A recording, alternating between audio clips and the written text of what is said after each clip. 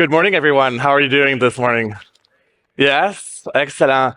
Well, just so I get a sense of the room, and there's actually quite a lot of people in the room today, I just want to see who here does not speak French. Raise of hands. Okay, there's a few people in the room. Who here does speak French? Okay, parfait. So I get a sense of who's here, for what reasons. We're going to talk about the geoeconomic area that is La Francophonie. Just before we get sort of started into it, I just want to maybe reintroduce the panelists that we have here and some of the things that you maybe did not know about them besides their official titles. Prior to becoming President and CEO of Le Conseil du patronat du Québec, Karl Blackburn was Senior Director of Public Affairs and Government Relations for Canada at Resolute Forest Products, a very important player in the forestry industry. Following a career in politics with the Quebec Liberal Party, Patrick Van Gheel, Belgian ambassador for Canada, previously Belgian ambassador to Cuba, Dominican Republic, and Haiti, based in Havana. He was recently, last year, elected as coordinator of the Groupe des ambassadeurs et ambassadrices francophones d'Ottawa. That's a group of ambassadors in Ottawa that speak French. And we've talked a lot yesterday and today about bilingualism, French and English, but he does speak 4 languages, so I'm a little bit jealous of your competence. André Brin, CEO of World Trade Center Winnipeg, has a super long resume, previously worked in media as a sports journalist, was part of the Francophone Youth Association in Manitoba, born in Nigeria, I did not know that. Lived in Algeria, lived in Northwest Territories, Nova Scotia, and where I'm from, Alberta, for a lot of your career, working for the Edmonton Oilers and Hockey Canada. Dominic Mailloux, chair and founder of la Fédération des gens d'affaires francophones de l'Ontario, also vice president of human resources for Garda World Cash Services Canada. He previously worked for 2 decades approximately at Bombardier Aviation, and as if he doesn't have enough hats, he's now going to start a new role in January as the president of Alliance La Francophonie Économique Canadienne. So let's dive right into it. We got the introduction about how significant Francophonie is in world trade on the global stage. And let's maybe start with zeroing in on Belgium, Patrick. How significant is the Francophone world for Belgian trade? Well, it's important. If we look at our trade numbers, we're an open economy like Canada. 1 out of 4 of our products are actually being exported to the French-speaking countries.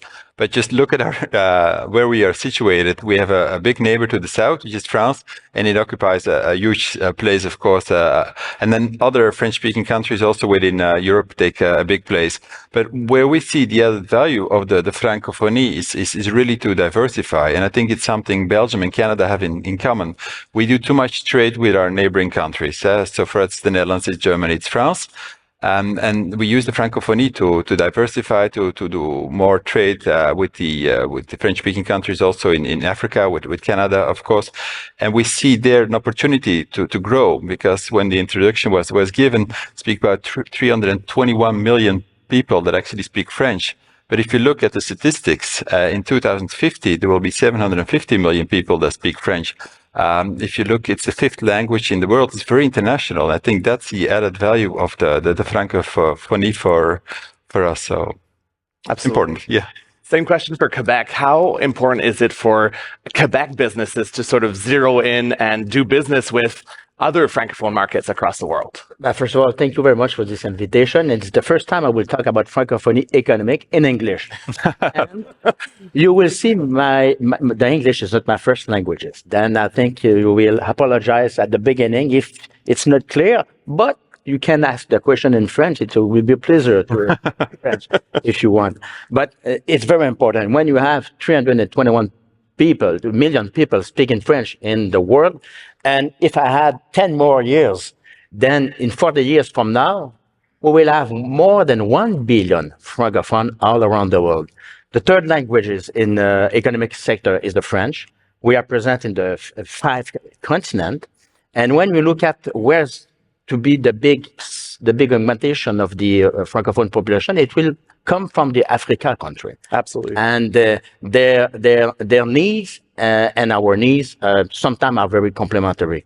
For Quebec, if we look at where we export for our businesses, more than 70% of our exportation are directly to the U.S. side. Right. But when we look at what's happened after when we restart our economy after the COVID, we assist to an enhance of protectionism everywhere around the world, include Canada.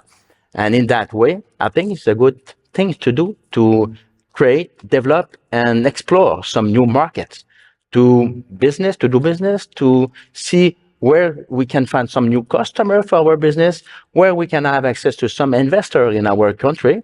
And then the Francophonie, of course, is one of the biggest potential business for our company here in Quebec, especially when you look at where the possibilities are. Well, you were talking about the American market being obviously a big draw, but is it more, in a way, is it more natural given the language for geographically? It's more natural with the US. Yes. But when we look at the Francophonie, everything is to do. And if we go to that way with our companies, with our organization, with our diplomat and our government representative, I think we can do something very strong, positioning the Quebec and Canada, because when we look at the potential of the Francophonie economic augmentation in the Africa side, when we look at how we can be considered by them, equal to equal, winner-winner situation, I think is a good way to develop in that Francophonie. André, let's look at Manitoba, investing in French workers, investing in French-speaking executives, offering French services. All of that can seem like a huge cost, but you actually argue that it's an investment.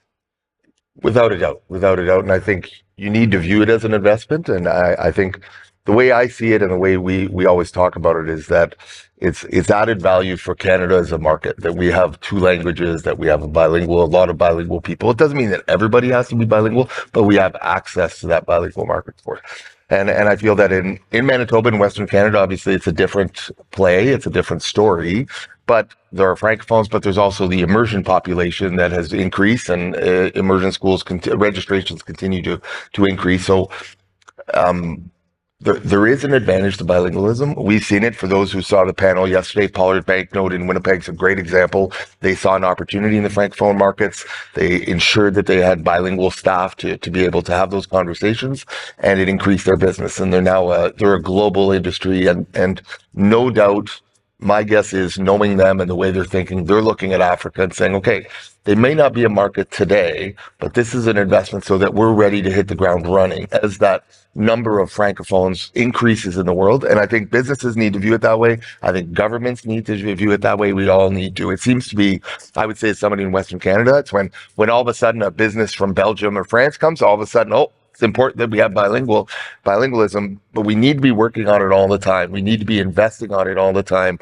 Businesses that have francophone employees, don't abandon them and expect that 6 months later they haven't spoken any French, that they're all of a sudden going to be able to hit the ground running and know the technical terms and all those things. Invest in it. Make it a long play. And also saying, then there's other languages. Then there's in our organization at World Trade Center, there's 9 languages spoken in the office. Right. We're 14 staff, 11 speak French proficiently. The other 3 are learning, but we invested it, so it's sort of put your money where your mouth is. And I think the businesses that are going to succeed in those francophone markets will have invested in it and made it a long play, not just something, we've been speaking French for 3 weeks. Why don't we have business? It's a long play, and people in business know that. So it definitely is an investment. And Dominic, do you sense that having French-speaking executives or French employees can help draw investments to businesses in Ontario, for example? Yeah, definitely. I mean, just open up different markets. Sharing a common language is clearly a key success factor in, starting to get interest in somebody else and get the discussion running and generate business opportunity or job opportunity. So clearly, for me, it's a no-brainer. Yeah. So Ontario and Manitoba are interesting markets, both largely English-speaking provinces. Most Franco-Manitobans and Franco-Ontarians do speak English, and many businesses abroad will think that Quebec is the only francophone market in Canada. Have you had to sort of demystify this a little bit in your respective provinces? Go ahead. I mean, I'll share a personal experience. Like when I relocated here in Toronto more than 10 years ago, I didn't thought myself there was much people speaking French around here. And was quite surprised by the community, its dynamism, the with structure. And since then, I've been participating in trying to educate the rest of the world about the francophone component here in the province. And so therefore, I'm not surprised when other people are kind of, realizing this. When you think about it, Ontario is more than 500,000 people speaking French, more than 30,000 francophone enterprise. It's 50% of francophone businesses outside Quebec. So, I mean, at the end of the day, more than happy to demystify this with people from around the world. And what I realize is, past the surprise, it generates an interest, and again, can generate business opportunity or job opportunity. But yes, we have to do this all the time. Yeah. And André, is there a bit of a coming out process as francophones, Franco-Manitobans that you have to do? I think so, and I think it's been over years, and in some ways generations that the tone has changed. And I think that's where, as francophones, that's why I appreciate the opportunity to talk in English, speak in English on the topic, because we can talk around in circles among us because we understand French means something to us from a heart standpoint. We've been raised in it, etc. And I was raised in minority situations, so there were moments where I wasn't comfortable. I was hiding the fact that I was French, but over time, and I would tell you that now in Manitoba, there is a sense, both in the business community and the government, there's maybe not the energy behind it that we would like, but they understand that bilingualism is an advantage. They underline it's an advantage from an immigration standpoint, so that, the immigrants that perhaps can't go to, there's no room in Quebec, there's no opportunities, they come to Manitoba, there are schools for their children in French, there are cultural activities, etc. So there's this shift. And I know I mentioned, I think when we talk about investment, I think Canada could even leverage it to attract investment even from the US and say, you see, and the US is interested in the Africa market. They see that coming. Well, why don't you look at having, part of your investment in Canada where you have access to a bilingual workforce? And even for our friends from Biz France that are here for French businesses come to Canada, consider places like Manitoba. Of course, I'm doing my sales pitch now, but from a geographical standpoint, it's a good location to be, but you're also going to have a French component, a French culture that exists there, etc. And now you have access to the US market. So we just need to reframe. So demystify, maybe that's not the word anymore, I think now we have to reframe the discussion. And instead of talking about how proud we are that we are a francophone, all that, which is great, talk about, but this is going to bring value. This adds value to our economy. As long as we leverage it, as long as we invest in it, and we make that an important part of what we do. It kind of saddens me to hear. I just want to add something. If we made a few step back to return to the Francophone side. Sure. In 2021, we decided, some employers organization from everywhere around the world, we decided to create a new world organization to talk about Francophonie economic. Right. We were at that time in 26 organizations from 26 countries, Francophone around the world. Actually, we are more than 38 organizations representing Francophone businesses from 35 countries all around the world. And when we look at the close business population, if I may say that, we are more than 700,000 businesses in Francophonie. And if we enlarge our friends a little bit further, it's more than 10 million of Francophone businesses where we are very well connected, and when we can create link, we can develop business, and we can do something else, then we're not alone. We are more than what we think, and I think it's time for us to take our place. Absolutely. Yeah.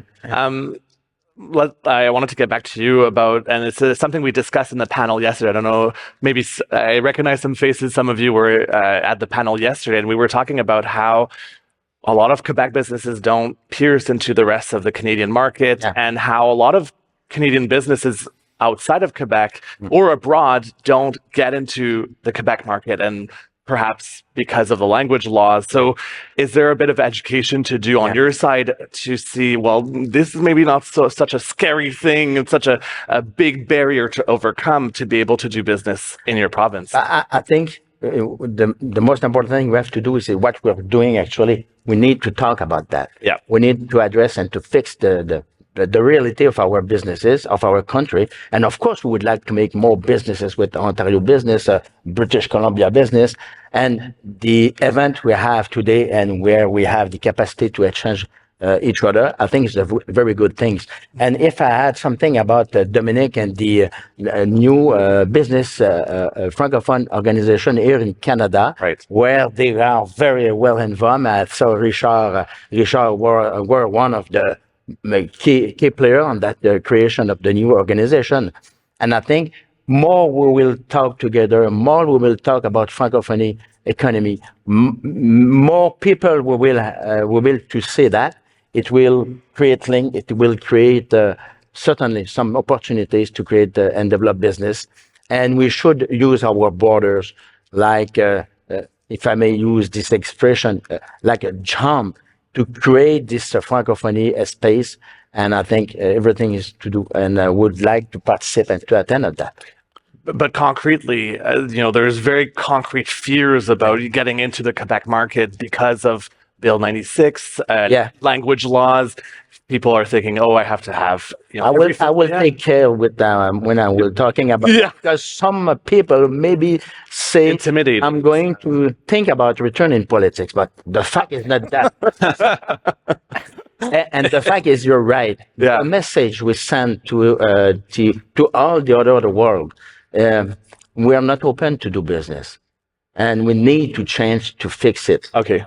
In Quebec, we have this capacity and disadvantage to have, of course, a strong Francophonie economy, but we have also this capacity to create for our businesses some very good employees with the good competence, with the good training, with the capacity to innovate, to really challenge. And I think we need to be more open in our message than what we had in the last years. That's a good point. André? I just wanted to add to that point in the sense that what we find out west is most of our businesses say they find it easier to do business with the U.S. states just south of the border than going eastern Canada. So it's not only with Quebec, it's even Ontario, et cetera. And I think that interprovincial trade piece, and I think Quebec from a Francophone piece can play a leadership space there, is like we have Francophone entrepreneurs in Winnipeg that don't do business in Quebec, find it difficult, are expanding in the U.S., et cetera. So now it's reducing their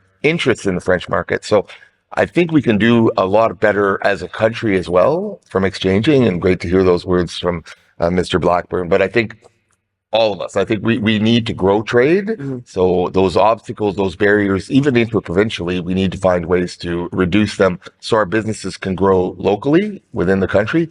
So then they can go internationally as well. Yeah. And Patrick, we're obviously on a global scale. What kind of it's interesting because you coordinate this group of ambassadors, French-speaking ambassadors. So what's kind of being done on a global stage to sort of break down those barriers between either provinces in Canada or other French-speaking countries across the world? I think the way the discussion is going for me, it's a very Canadian approach to the Francophonie. You want to demystify the provinces, but in a way for us, if you look from outside of Canada, it's logical. Belgium actually had an agreement signed in the summit of Francophonie in Gheel with the province of Ontario. And look at the Francophonie, at the organization that's based in Paris. I think it's also in order now to congratulate Nova Scotia that have become observer also. So you have Nova Scotia, you have New Brunswick, you have Quebec, you have Ontario.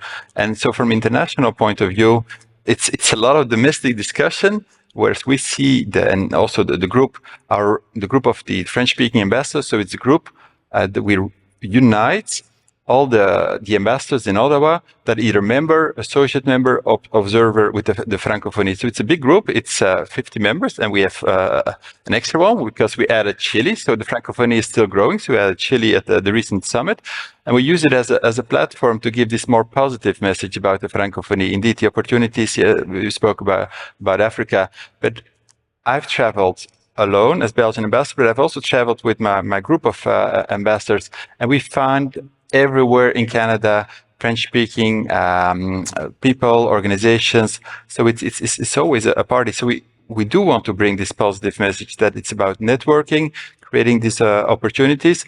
And what we've done last year, we created for the first time in order to help Canadian Francophone world all over Canada, we created a prize. And so this prize that we give as ambassadors is really for people, organizations that make the Francophonie shine.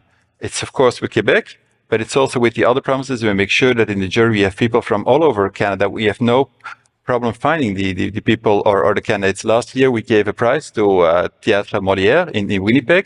It's maybe not the most obvious one for the Francophonie. So I think it's important for the Francophonie in Canada to get out of this domestic view and look at it as a more international opportunity. It's a great point. And to that, Dominic, that recognition, recognizing talent and recognizing what's being done is key.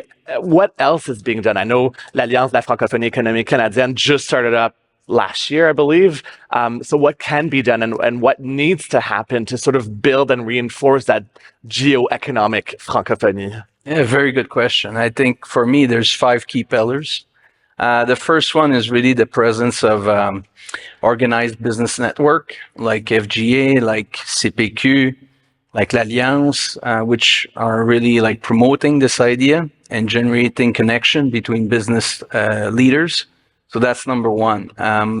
Number 2, I think we need definitely government support. Ontario, open for business. Government clearly recognized through its first Francophone economic development strategy the importance of the Francophone community in generating businesses. So I think number 2, government support absolutely necessary. Number 3, you just mentioned it. I think recognition program, creating champion, putting forward companies, organization that are really leveraging French and French language in generating businesses. As an example, le Prix du Québec, Ontario, Commerce Francophonie. It's been existing for 3 years. I know there's the same thing between Quebec and New Brunswick, just to put forward champion people that are in their day-to-day using French to create and generate businesses and business opportunity. Number 4, I think we need to leverage les diaspora. So especially in Ontario, we do have a lot of people coming from all over the world. The community are so big that now these people are like regrouped under organized, and there's organization. And I think us business people, Francophone business people, we need to leverage these organizations, because if we want to do business abroad, well, these people, they have a feet in both culture, and they can help us to build bridges between country. And then number 5, I think we need funding. Okay, and at FGA, we're advocating for the creation of a fund, really, which would be specific for the Francophone businesses that want to export, whether within Canada or abroad. And then, if I may, I think a special ingredient in all of this, I think, and you said it a little bit before, I think patience. It's really key. There's no magic bullet here. Developing business relation takes time. And therefore, I think in everything we do and creating these market and opportunity, I think we need to keep this in mind, that it takes time, but nonetheless, we need to work and be consistent and invest on the long term. Yeah, and I know you certainly do have that patience, Patrick. And we were talking a bit before this panel how we shouldn't just, as a Francophonie, depend on public funding. How you've also managed to get secure some private funding as well. Yeah. That's also very key. Yeah, I mean, clearly all our needs are being covered by the money that we're able to raise in the public sector as a business network, and I think it's the right thing to do. Obviously, we need government support as well, but yeah, it's a mix. Yeah. Yeah. And André, do you see that kind of over-reliance on government grants programs? Is this a problem? Should there be more? How do you see that? Yeah, good question. Western Canada, and that's where I find it's a different conversation. I would say there's very few businesses in Manitoba that I can think of that I would call a francophone business. It might be a francophone entrepreneur, but the large majority of his business or her business is, it's to Anglophones, etc. So it's a different definition from that standpoint. So that's where I start. I do think government has a huge role just to encourage businesses to take risk, to go into new markets in general. And I think the French markets are, to me, one of the first markets to think of because we're a bilingual country. So from that standpoint, I think the French markets need to be part of that trade strategy and global strategy that the Canadian government can support. And, obviously can export those type of programs, make sure that we're recognizing that value add of the French piece. And that's where I would say in Manitoba, I pay tribute to a company like Pollard Banknote that we featured yesterday, in that they made a decision to go into French markets and went and hired somebody like Muriel Fontaine and hired other bilingual. But what we find interesting is they're calling us and saying, we can't find staff. We can't find, because the Francophone, the bilinguals in Manitoba, they get, ironically, the government hires them away. They hires them from us. They hire them because there's stability. It's a great job. Well, how do we, to Dominic's point about champions, how do we champion entrepreneurship so that those Francophones and immersion students, etc., that's their dream job? It's not just, I'm going to get a great job at government, I'll be set for a while. It's the excitement of being part of a business. And I think I've mentioned it before, in our conversations, but one of the vice presidents at Richardson International, which is the biggest Manitoba company and one of the biggest Canadian companies, well, their vice president, government relations and legal, is Francophone, is fluently bilingual. And I've had the opportunity to speak with him recently. And he said, I'm not in this position without my bilingualism. And he says, do I use it all the time? No. But he says, it's leveraged all the time for Richardson's, and they recognize that value. They have other legal counsels now that speak French. They have other people in sales department, etc. So, now all of a sudden I don't remember the question, but hopefully I got it. That's passion. That's good. Karl, it's interesting because there's some big challenges that we face here in Canada. You were mentioning recruitment of bilingual staff, of French-speaking staff. I feel like as a journalist, I've talked about pénurie de main-d'œuvre more than I care to think back on, but that is a major challenge for us. That could be a major opportunity abroad. Exactly. And I will add a sixth point to the Dominic said, and I will say that in French because it's so important. Dominic a dit qu'il y avait 5 points pour améliorer la francophonie. Il y a un 6e point que j'aimerais qu'on ajoute, c'est le support. Il avait mentionné un 6e point, ça serait un 7e point.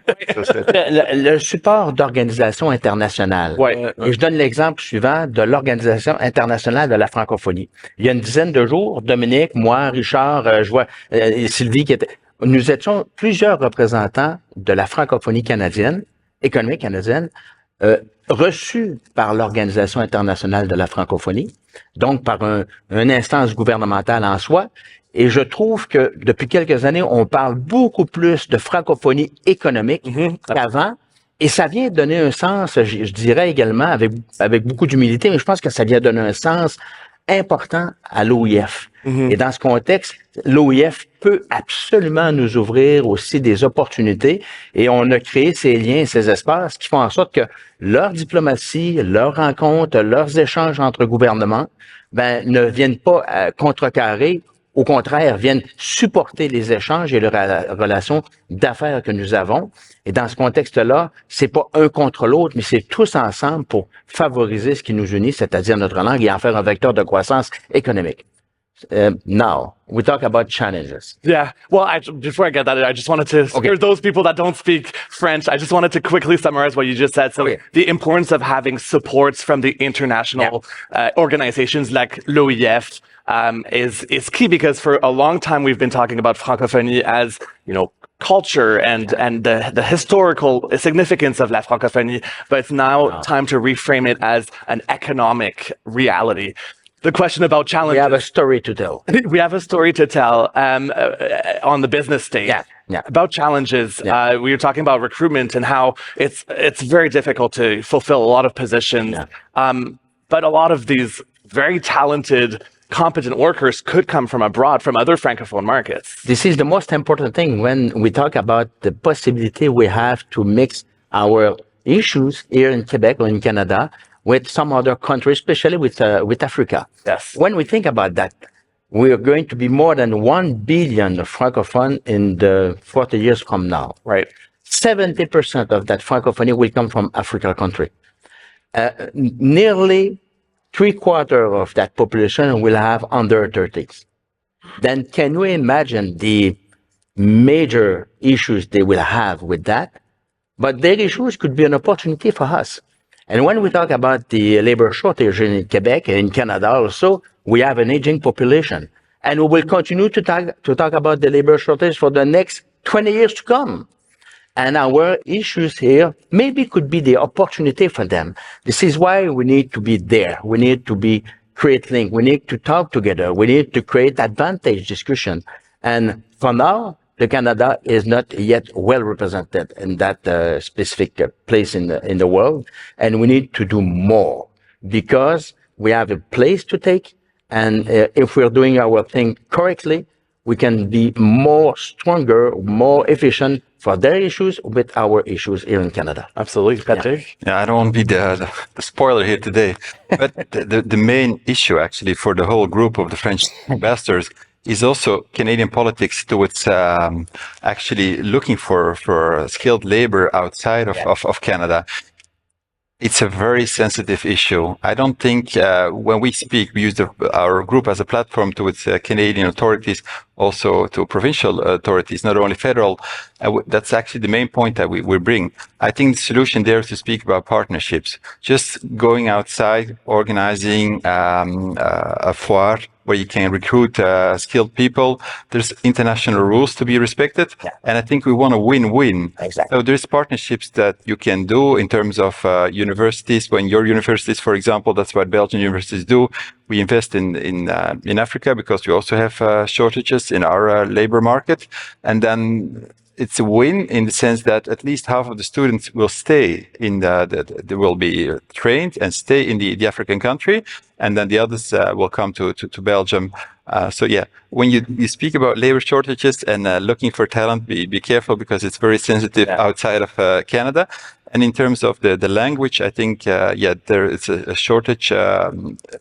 Not everybody can come to Belgium to learn French. I don't think our cities would support that. But what we can do is bring people to Belgium, and we offer these programs where the professors can learn French in order to come back to Canada and have here the language courses. So also a win-win. Yeah. It's always a win-win situation. We need to have this key point in our mind always. When we discuss with them, it's always a win-win situation because if we are treating them like a conqueror, we're going to miss our mission, I'm sure. I mean, we can learn lessons from history. We're so sorry about that. Yeah. Are there specific initiatives, and I'm throwing that to the entire panel, are there specific initiatives or programs that exist to help leverage this skilled labor and this French-speaking talent in businesses here in Canada, recruiting that diverse talent from the Francophone world? Well, for me, I think, I know there's a lot of businesses just in the local community here in Toronto that are looking after bilingual talent. And I think one of the things that we need to do as Francophone, I think we need to get out of our Francophone cluster and be more out there, right? When you think about just the presence of all the higher education schools or colleges. Here in Toronto, we have two colleges, one university college, and now you have one Francophone university.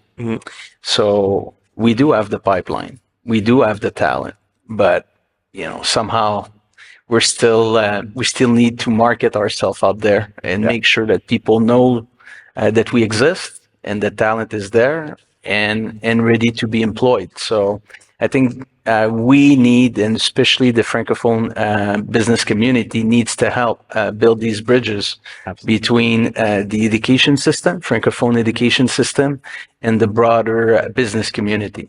Yeah, André. I was just going to say, obviously, in Manitoba, we're talking about a minority situation, so maybe not the numbers, but because of immersion and all that, I think you need to nurture that pipeline. So we have a pipeline too, but you need to nurture it and not because. So the immersion students that come out and the Francophone students, a lot of them, there's not a program available to them in Manitoba. If they're not going elsewhere, they're going to an English program, and we're losing them. We're losing them. Maybe not as a Francophone or as a French-speaking person, but perhaps they're not bringing that value to the business. So we need to nurture that. We need to celebrate that. You talked about champions. I think part of the champions, not only the entrepreneurs, are those people that are driving business because of their bilingualism, because of their diversity, because of their multilingualism. Like, bring that and celebrate that. And I say, and I'm from that generation that remembers when bilingualism was about getting a job at the government. Like, immersion, everything we heard was immersion. It was all these parents wanted their kids to get jobs at the government. Well, what about now saying, but it's also so that our economy can grow, so we can market, we can be ready for to be able to play a significant part with Africa and partnerships. And I think great comments by the ambassador. The partnership piece is really important. Like, it's not only about and I've talked to some businesses where they say for bilingual talent, they've created offices in other Francophone markets where they say that's our sort of satellite office. We're not pulling them away from their families. We're not pulling them away from the economy, but they're working for us from there. It's a global stage now with the internet, with all that. Like, everything is possible on a global stage. And so, there's one business that's run by a Francophone, ID Fusion. He has a bilingual name for his business. He has employees in 12 countries. Yeah. So he's able to work globally already, and yes, some of those are Francophone, but he says as the need grows, then I'll probably increase that presence. But he's able to work and to operate his business in 12 different countries at the same time. Yeah. So there's all kinds of, so when you talk about sort of programs, I think we have to initiate a lot of those ourselves, but I do think that whole nurturing the pipeline, keeping the pipeline alive, but celebrating that bilingualism piece is a value add for our economy, not only for our culture and our history and all that, which it absolutely is. And I'm not, demeaning that, but I'm saying let's make some money from it now too. Let's make it an economic driver. It's such a good point. Like, I went to a French immersion school in Edmonton in Alberta, and unfortunately, a lot of my classmates today aren't in French-speaking roles or aren't using their French that they've spent, so many years of their, high school career learning. And it's such a huge loss. We look at the demographic weight of French speakers in Canada, and it comes a lot from immigration, but it could also come from immersion if we, created incentives and really valued what that education looks like. Quickly, yes, yeah. Patrick. No, I hear a lot in Canada talking about the offer for French language courses, but I think you could also turn it the way around. If businesses, it's basically what's happening in Europe. If you want a good position, you have to be bilingual at least. And that is something the European Commission has promoted through the Erasmus program. So I think if Canadian business, some of the leaders, the champions, like I hear clearly say, if you want a good position in our company, you need to be bilingual. You need to be able to at least be able to maintain a conversation in French. And I think the offers is there on the internet. Even if you're very remote, you can learn French through the internet. So it shouldn't be an excuse anymore. Yeah, that's a good point. One main takeaway that you want people in the audience to go home with, reflect on, if there's something that you want people to sort of leave with, parting words, what would you say, Karl? It depends in French or in English, but I will say that in both. I will start with the English version. We can, with our languages, fix a challenge, a world challenge. I will take about a real example about the climate change and the energy transition. The Francophonie economic could play a key role on that, not because we are located in Europe and Africa or in Quebec or in Canada, but because we are Francophone. And actually, we try to put in place a key organization based on that to create a world live organization and project about the energy transition. Can you imagine if it's possible to happen? The Francophonie will be successful about that. And this is a concrete link we have. And the other thing I would like to say in French, that way, nous avons une occasion unique de se décomplexer de l'anglophone, du langage anglophone et de la place que prend l'anglophone. Et je pense que le message qu'on peut envoyer en la francophonie actuellement, c'est qu'on doit prendre notre place. Lorsqu'on regarde les indicateurs, qu'ils soient numériques, qu'ils soient démographiques, qu'ils soient statistiques, ces indicateurs indiquent tous une croissance exponentielle pour la francophonie économique. Et dans ce sens-là, je pense qu'il y a juste nous qui pouvons prendre notre place à l'intérieur de cela. Absolument. Patrick? I agree with what Karl said. I think it's important to see Francophonie in Canada more as an opportunity. And especially if you do business, you will make your business more diverse, in the end, more resilient as well. And I think that's where the opportunities are. So in a positive way, opportunities. I would say so we talked very early on about the cost of bilingualism. And I would say not only is it an investment, it's a tool we have in our Canadian toolbox that not every country has, including our major neighbor to the south. It's a differentiator for us. So let's activate it, but it requires nurturing. It requires nurturing the pipeline. It requires celebrating the champions. And we can't just hope that it works. We need to invest, and that requires the public sector supporting it. That requires the private sector supporting it. But it's a value add that we have right there. But if we don't activate it, then it's not a value add. It just exists there, and it just happens to be there. We have to activate it, and all over Canada. It's the entire, there's value everywhere. And I can speak to Manitoba, but I'm sure in Alberta, Saskatchewan, etc., there's value there as well that we need to activate on. And Dominic? André kind of said it, but Canada is part of a selected group of country, 12 total, that are a member of both Commonwealth et l'Organisation Internationale de la Francophonie. And it's the only country out of the G7, which is a member of both organizations. So I think it's about time that we leverage who we are for the benefit of all Canadians. Okay. Well, that concludes our panel for today. Thank you so much to all of my panelists. Thank you for being here.